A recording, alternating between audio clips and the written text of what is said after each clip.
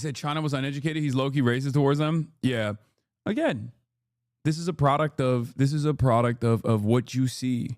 Okay? This is simply a direct consequence of what you see even when you are trying to learn. Because remember, this is what I was going to say, by the way. Yeah, that's a default position. This is fun. This guy is my favorite guy on Twitter. He blocked me. Armand Domaluski, co-founder of Yimbies for Harris, goes, honestly, it's pretty gross that a guy, this guy is supposed to be a liberal, by the way, okay? Supposedly liberal guy. Donald Trump is like wrecking the country, okay?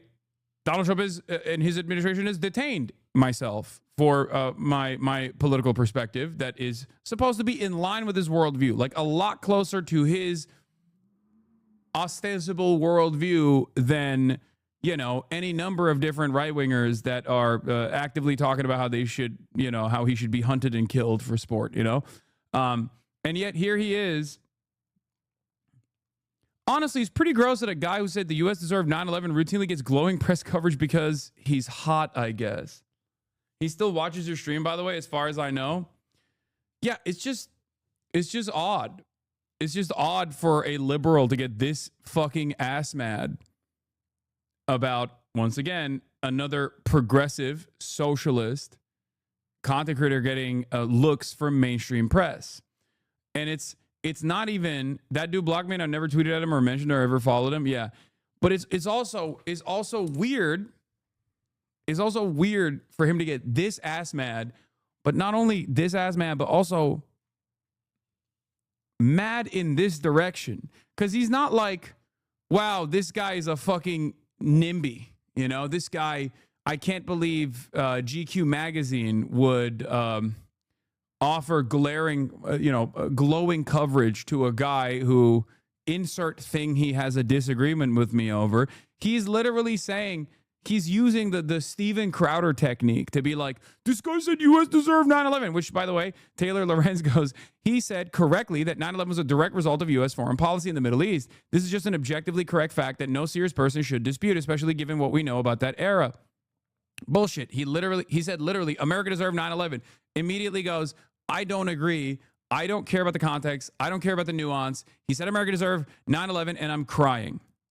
Okay? I'm crying about it. That is a moral judgment of the 3,000 plus people who were murdered that day. It's not bullshit. Watch back the clip and use listening comprehension. You want to talk about innocent people being murdered, then you have to look at both sides. The more you know about what the U.S. has done in the Middle East, the more you understand why many believe the U.S., in air quotes, deserved 9/11. If you refuse to acknowledge the asymmetry in deaths between the innocent people killed in the U.S. on 9/11 versus the innocent people U.S. slaughtered in the Middle East for decades, then you're just not a serious person. Even families of the people killed in 9/11 acknowledge this reality. The difference is I would never say that the people of Iraq deserve the Iraq war. Hasan never said anything about the people of Iraq, nor did he say anything about the people of America. Iraq is also not an imperialist global superpower, nor was Iraq tied to 9/11. Again, this guy, and I repeat, is supposed to be a liberal. So why is he behaving like this? Because a lot of people that say they're a liberal have the exact same right-wing perspective when it comes to American foreign policy. And they despise people like myself for routinely railing against it. Out of anything, I watched a really good video on this, as a matter of fact, because a lot of people say, a lot of people misunderstand when I say Democrats and Republicans are aligned on a lot of very important issues that pertain to our day-to-day existence here in the United States of America, and also a lot of issues that pertain to America's, global impact. Okay? And I think this guy does a very good job of basically breaking down that exact sentiment. I don't know who this guy is. The woke bloke, he says, it's about the issues you don't even think about. #politics, #leftist, #liberal. I reposted it. He says, dear liberal, Democrats and Republicans are the same. Now, for the record, I almost completely agree with this person. Okay, you watching a video is not a matter of fact. ESL, did you forget about the plugin that auto blocked all blue checks marks when Elon bought Twitter?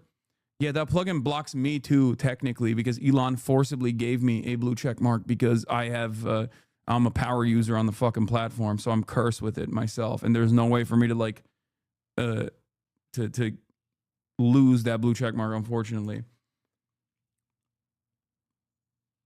A lot of your haters don't even seem to care that much about the 9/11 shit. Anyone angry is either performative or misunderstood. Oh, no, it is. It is a totally performative anger. And I'll give you a great example of this. Bill Maher, immediately after 9/11, said, those dudes that did 9/11 were brave. You know what's not brave? Lobbing hellfire missiles from thousands of miles away at innocent civilians. That's not brave. But those guys literally got in a plane and fucking drove the plane into the towers. That's brave. Nobody ever brings that up when talking about Bill Maher. Why doesn't anybody bring that up when talking about Bill Maher? Because nobody gives a shit. Bill Maher said that after 9/11, like literally the week of 9/11, he said that. He lost his fucking job because of that. Okay? It's been downhill for him ever since, as far as like spicy takes goes. Okay? I've seen people who have made 9/11 jokes but act offended when they want to shit on you. Exactly. It's all fake bullshit. Okay? I will also add one other element to the 9/11. Hasan said America deserved 9/11 moment. I'm an American citizen. And one part of this conversation that always seems to get lost is I said, we totally deserved it. As in me, America, like me, an American citizen. We totally did, dude. That was my follow-up. Okay. And yet nobody ever seems to think that I am an American when they're talking about this. I wonder why.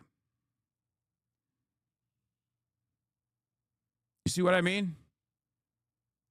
Because every single person that says Hasan's analysis here is actually every single person that like intentionally misunderstands what I'm trying to say does not see me as an American citizen, does not see me as one of their neighbors. They see me as an outsider with a dangerous, scary ideology that wants to destroy America. This kind of attitude used to be reflected openly by right-wingers. My entire career, I have heard this from right-wingers. You hate America? Get the fuck out. Oh, you love terrorism? Get the fuck out.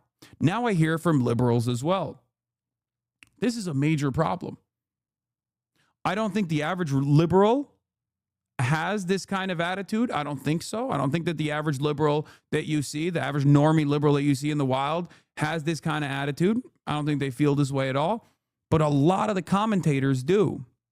And those commentators online get their notes from the Democratic Party. So I feel like over the course of the past couple of decades, I think the Democratic Party, like the politicians, the apparatus, and their communications has gotten more right-wing, has gotten more racist, especially as it pertains to defending foreign policy. Okay?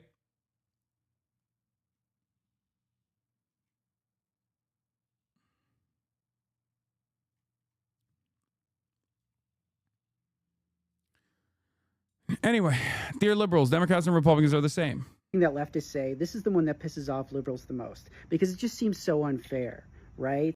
There are objective differences between Democrats and Republicans that go beyond the red and the blue. And I will credit that to you. If we had a Kamala Harris presidency right now, we would not be trying to tariff our allies. We would not be trying to extort corporations and universities. We would not have passed the big, beautiful bill. We would have a president that is nominally pro-choice. And you know what? More than anything in your personal life, at minimum, you would feel more comfortable. And there are other issues that I will grant you that Democrats and Republicans have differences on.